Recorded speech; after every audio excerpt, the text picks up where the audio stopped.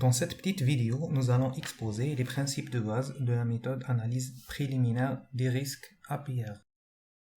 Vous allez voir dans un premier temps les étapes pour dérouler la méthode APR et la présentation des résultats de l'étude dans un deuxième point, et finalement un exemple simple d'application sera montré.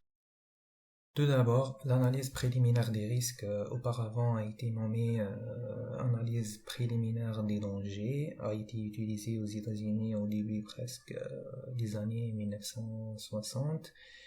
En France, par exemple, a été recommandée depuis les années 80.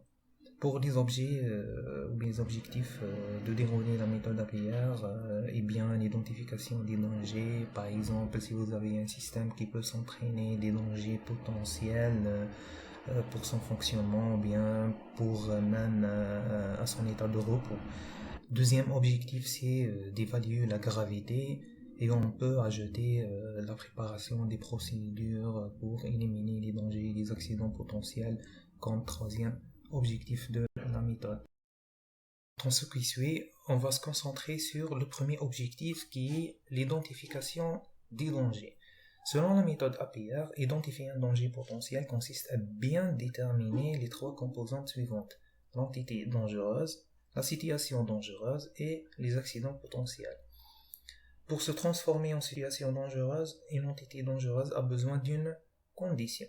À son tour, une situation dangereuse a besoin d'une condition supplémentaire pour se transformer en un accident potentiel. Ce processus de déroulement va être bien expliqué par la suite avec un exemple typique. Pour les résultats de la méthode APR, ils seront présentés à l'aide d'un tableau qui contient principalement l'ensemble des entités dangereuses, les situations dangereuses et les accidents potentiels.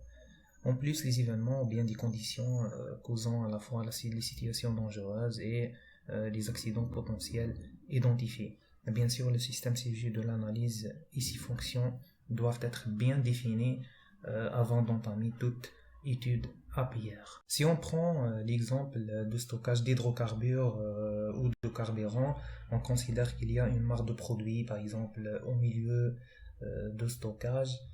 La présence de produits inflammables au voisinage du bac de stockage peut produire un danger sérieux qui est un feu autour du bac.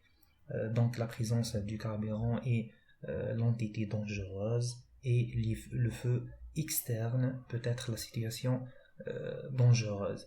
La cause avec laquelle la mare de carburant peut se transformer en feu est une source d'inflammation. La situation dangereuse feu externe peut se transformer à son tour en un accident potentiel qui est un incendie au niveau du bac si le feu externe ne sera pas maîtrisé.